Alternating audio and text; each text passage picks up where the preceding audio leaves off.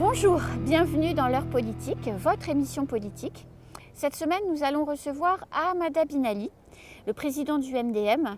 Nous allons pouvoir faire le point avec lui sur les temps troublés du MDM et comprendre que l'avenir est devant ce parti historique de Mayotte. Il va nous expliquer comment il va s'y prendre pour réussir les élections cantonales pour le MDM. Et nous aurons également avec lui un retour, une analyse sur les résultats qu'a emporté le MDM aux élections municipales de juin dernier. Tout de suite, Ahmada bin Ali, c'est son heure politique.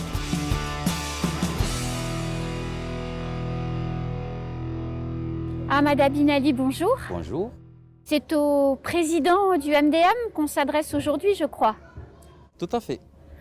Donc les problèmes du MDM sont derrière nous. Il n'y a plus de problème au MDM. Je vais vous dire pourquoi. Parce que d'une part, il y a une élection qui a été annulée par le tribunal. Oui. Ça ne veut pas dire que cet arrêt du tribunal légitime des candidats aux élections. Non. C'est un argument qui permet de se mettre autour d'une table et de se dire voilà ce qu'il en est. Et maintenant, qu'est-ce qu'on fait comment on fait pour que le parti profite au mieux à ce territoire. Première chose. Deuxième chose, notre élection n'a pas été attaquée au tribunal, donc validée, entre guillemets, validée en tout cas par la préfecture, vu qu'on a le récépissé du dépôt du bureau exécutif du MDM dans un premier temps, et dans un deuxième temps, les changements de statut qu'on a fait il n'y a pas longtemps ont été déposés en préfecture et ces statuts-là sont clairs. Ils disent très clairement, pour être MDM, il faut être membre adhérent dans sa section communale ou dans sa section cantonale s'agissant des 3 cantons de Mamoudzou. Et quand on ne remplit pas ces conditions, ça veut dire qu'on n'est pas MDM. C'est très clair. Donc vous êtes un patron de parti politique, d'une famille politique qui a obtenu, malgré les divisions finalement des municipales, qui a obtenu de bons résultats aux élections municipales. Vous portez quel regard sur les résultats des candidats MDM à ce scrutin ? Alors c'est un sentiment un peu de regret que j'ai moi par rapport aux municipales. Je l'ai dit assez souvent. Les divisions qui nous ont amenés aux élections municipales ont fait que nous avons perdu certainement 3 communes qu'on aurait pu remporter facilement. Je pense à Mtsamboro, je pense à Tingoni, je pense à Sada notamment. Mais il y a d'autres communes aussi, je pense à Mamoudzou notamment. Si les 2 MDM étaient ensemble, ils seraient peut-être en tête et au second tour rallier un certain nombre de candidats pour remporter la mairie de Mamoudzou. Donc voyez-vous, ça ferait 4. Et actuellement, on a 4 maires MDM. Avec 8 maires MDM, on était sûr de pouvoir remporter et les législatives, et les sénatoriales, et les cantonales qui s'annoncent très bientôt. Néanmoins, il y a de belles victoires. Ouangani, oui, c'est quand même une très belle victoire, Ouangani, où votre candidat, qui était un peu novice quelque part, adhérent depuis longtemps, mais novice en termes de candidature, a quand même ravi la mairie au clan LR, qui était là depuis longtemps. Tout à fait. Alors, pour la petite histoire, la commune de Ouangani a très souvent eu des maires LR, UMP LR, oui. Et quelquefois des conseillers généraux MPM ou MDM. C'est vrai. C'est une des rares fois que le MDM remporte la mairie. Je crois, à ma connaissance, que c'est la 2e fois après Charan, un ami que je salue. C'est mon collègue, parce qu'on travaille ensemble, le nouveau maire. Amdi Youssouf qui est maire. Et ça, c'est une très bonne chose. Donc, une des plus belles victoires du MDM, à quoi aussi. À quoi aussi, voilà. À la faveur d'une alliance avec les LR. Tout à fait. Mais qui a permis de prendre la commune à une alliance qui était plutôt socialiste, ou en tout cas de gauche. Donc ça aussi, c'est une belle victoire. Tout à fait. Donc ça veut dire que, enfin, en tout cas c'est comme ça que moi je lis les choses, vous me direz si vous êtes d'accord, ça veut dire que le terreau du MDM, les valeurs, les idées, il y a quand même beaucoup d'électeurs à Mayotte qui les partagent. Alors, c'est une remarque que vous faites. En même temps, moi, je ne suis pas très convaincu qu'il y ait une grande majorité des électeurs de Mayotte qui partagent les valeurs du MDM.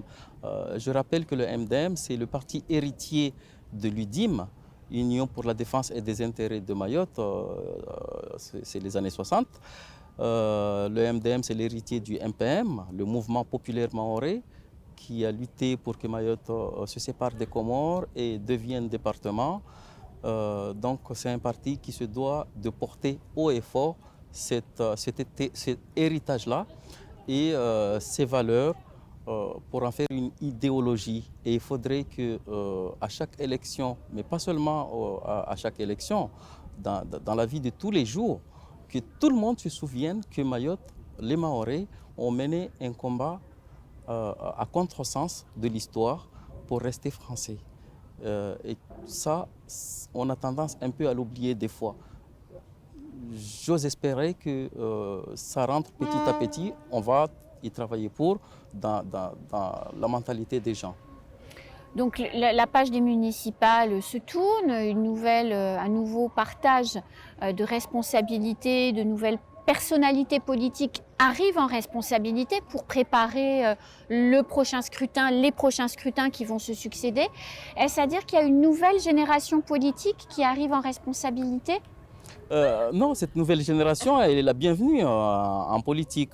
Il faudrait simplement que, comme je le disais tout à l'heure, elle adhère à des valeurs, elle adhère à une idéologie, elle adhère à ce développement de Mayotte que nous avons envie d'inspirer, de proposer en tout cas pour les prochaines années et je dirais même pour les 30-40 ans à venir. Et vous en êtes où, vous, au MDM, de la constitution de ce projet politique, de cette idéologie, de ces valeurs? Où vous en êtes? On est en train de le rédiger. J'ai proposé de partager ça avec l'ensemble des Mahorais. On va commencer par la première parution de la lettre du MDM dans quelques jours, quelques semaines. Et on aura déjà une idée de ce que nous allons proposer comme projet politique pour Mayotte, aussi bien dans le domaine politique, institutionnel, économique, mais aussi social. Ce projet-là, nous comptons bien le finaliser et le ficeler d'ici les prochaines élections cantonales. Ça nous prendra quelques mois. Si elles ont lieu en mars? Voilà, si elles ont lieu en mars. En tout cas, nous, on va faire en sorte que ce projet soit ficelé et communiqué à l'ensemble des Mahorais au plus tard à la fin du mois de janvier, pour que les futurs candidats MDM puissent avoir un seul projet politique territorial pour Mayotte. Parce qu'un conseiller général départemental, il est élu certes dans son canton, mais il est élu pour Mayotte. Pour l'ensemble donc du territoire. Tout à fait. Et justement, vous me permettez donc d'introduire la question suivante. Le ministre des Outre-mer, Monsieur Lecornu, a invité les forces politiques, les personnalités qui comptent à Mayotte, du monde de la société civile, des entreprises, à participer, à élaborer cette espèce de bilan des 10 premières années de la départementalisation pour projeter Mayotte sur les 10 prochaines années. Est-ce qu'en tant que patron du MDM, vous allez participer à ces réflexions ? Alors, je souligne juste que je n'ai pas été invité à ces discussions, ce que je déplore, parce que je disais tout à l'heure que le MDM est le parti héritier de l'histoire de Mayotte française. Et je déplore un peu que le MDM ne soit pas invité à ces travaux-là. Je lance un appel à ceux qui organisent ça pour que nous ayons toute notre place dans ces préparatifs et dans ces travaux de bilan des 10 ans de la départementalisation. Concernant le projet pour les 10 ans du ministre, moi je ne vois pas Mayotte se développer dans les 10 ans à venir. Une société ne se transforme pas en 10 ans. On a bien vu qu'en 10 ans, il ne s'est pas passé grand-chose. Je vous donne un exemple. Oui. Quand on veut nous faire croire qu'après la départementalisation, Mayotte s'est développée, moi je dirais oui et non. Oui, parce qu'il y a des choses qui ont été faites, et non, parce que Mayotte n'était pas département et on a eu l'adduction d'eau, on a eu l'électrification de Mayotte grâce aux fonds européens, n'est-ce pas?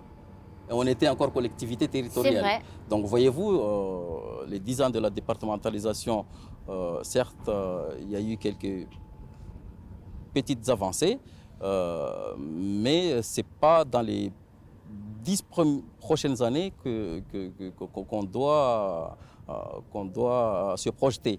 Le pas de temps, c'est quoi pour vous? Alors, pour changer une société, tous les sociologues le disent, il faut une trentaine d'années, 30, 40, 50 ans, pour qu'on voit vraiment une assise des changements de mentalité, une assise des changements des mœurs et des coutumes et le développement qui se fait sans que ce soit un développement au coup par coup. Ce qui a souvent été le cas pour Mayotte depuis 20 ans, je dirais. Depuis 2000, on a eu des plans de financement, des plans de développement au gré des changements successifs des gouvernements, mais qui n'ont pas forcément été suivis d'effets, ou alors très peu. Donc je dirais que on ne doit pas se projeter sur 10 ans, on doit se projeter sur 20 ans. Moi, les 10 prochaines années, je miserai sur la formation, l'éducation et la mise en place des structures et la formation des gens, des cadres, dans tous les domaines, hein, de la santé, de l'agriculture, de la recherche et tout ce qui va avec, pour que après, on puisse avoir des Mahorais qui participent pleinement au développement de l'île. Quand vous dites Mayotte dans 20 ans, dans 30 ans, dans 40 ans, le projet gazier qui est à 20 heures de mer de nous et qui pourrait changer notre avenir quand même à l'horizon de quelques mois si nous sommes retenus pour être cette fameuse base arrière des plateformes offshore, comment un patron de parti politique du MDM, donc avec l'histoire de Mayotte, comment vous regardez l'arrivée possible d'un tel projet chez nous? Alors, moi, je ne demande rien à personne. Je ne demande rien à personne concernant ce projet gazier. Je souhaite que les Mahorais soient conscients de cette possibilité pour Mayotte de se développer à travers ce projet gazier. Je pense par exemple aux fruits de la pêche qui se fait à Mayotte. C'est des milliards et des milliards. Au profit de Mayotte? Non. Et donc, si on rediscute avec nos interlocuteurs, le gouvernement français, l'Union européenne, pour que Mayotte bénéficie pleinement de ces fruits de cette pêche-là, ces milliards-là pourraient servir aux Mahorais et à Mayotte pour développer des routes, pour développer des hôpitaux, pour développer la formation, pour installer des agriculteurs. Et ça permettrait à Mayotte de participer pleinement à ce projet gazier et d'être une vraie base arrière ou une vraie base avancée pour ce projet gazier. Je rappelle qu'il ne peut pas y avoir du gaz et du pétrole à quelques heures de Mayotte sans qu'il y en ait à Mayotte. Ce n'est pas possible. Il y en a forcément dans l'archipel des Comores ou à Madagascar, à Mayotte sûrement. La nature, elle est ainsi faite. Et donc, il ne faut pas croire que ce projet gazier qui se fait à quelques heures d'avion de Mayotte, c'est un projet qui est très loin de chez nous. Ça peut aussi être un projet qui s'élargisse et qui s'étende à Mayotte. Et il faut qu'à ce moment-là, on soit prêts, nous aussi, en termes d'infrastructure, en termes de formation, en termes d'ingénierie et de participation active à tous ces projets-là. Et ce leadership-là que vous venez de décrire, qui selon vous doit le porter? Les Mahorais. Les Mahorais. Par l'intermédiaire de quelle personnalité? Par l'intermédiaire de tous les gens qui croient à un développement d'une société, à un développement d'un pays. Vous savez, tous les pays qui se sont développés, ils sont passés par quoi? Par l'éducation, par la formation. Il n'y a pas de secret. Et l'investissement. Et l'investissement des personnes. Oui. Et c'est les Mahorais, c'est tout, enfin, quand je dis les Mahorais, toute la population de Mayotte. Bien sûr. Voilà. Bien sûr. Et il faut y croire, il faut des gens. Pour ça que je disais tout à l'heure, les futurs candidats au cantonal qui porteront les couleurs du MDM, on va les choisir, on va bien les choisir pour que ce soit des gens convaincus, pour qu'ensuite ils soient convaincants dans leur projet, dans la défense du projet du MDM. Alors pour rassurer les électeurs du MDM qui pouvaient aux dernières municipales être un peu perdus entre la multiplicité des candidatures MDM, si dans un canton il y a 2 candidats MDM, comment ça va se passer selon vous? Alors tout dépend des 2 candidats MDM. Si ce sont 2 candidats MDM qui sont encartés au MDM à jour de leur cotisation, comme le disent les nouveaux statuts, à ce moment-là, on ne pourra pas faire grand-chose puisque on aura essayé d'apporter en tout cas notre point de vue et notre conciliation. Et si ça ne marche pas, on les laissera aller aux élections. Ceci étant, la règle est de soutenir celui qui est devant au second tour. On ne peut plus parler de 2 candidats MDM s'il y en a un qui est à jour de ses cotisations selon les nouveaux statuts et un autre qui n'est pas à jour de ses cotisations. Vous savez, être MDM, ce n'est pas seulement une chanson. C'est avoir une carte MDM, montrer patte blanche et être adhérent dans sa section communale ou cantonale s'agissant des 3 cantons de Mamoudzou. Si on ne remplit pas ces conditions, on ne pourra pas porter le couleur du MDM. Et donc, on ne pourra pas à ce moment-là parler de 2 candidats MDM. Voilà. Alors vous êtes de Sada, tout le monde le sait, puisque vous en avez été maire il y a quelques années. Est-ce que les électeurs du canton de Sada auront la chance, la possibilité de voter pour vous en mars prochain, si les élections se déroulent en mars?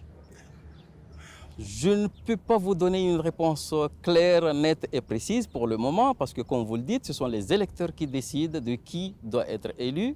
Et ce sont les électeurs qui me diront si j'ai une chance de gagner ces élections. Et à ce moment-là, j'irai. Et si je constate que je n'ai pas toutes mes chances de gagner, de remporter ces élections, je n'irai pas. Alors, quand vous dites les électeurs, c'est les adhérents du MDM? Non, l'ensemble des électeurs, parce que les seuls adhérents du MDM ne peuvent pas me porter à la tête du canton. Non, mais à la candidature.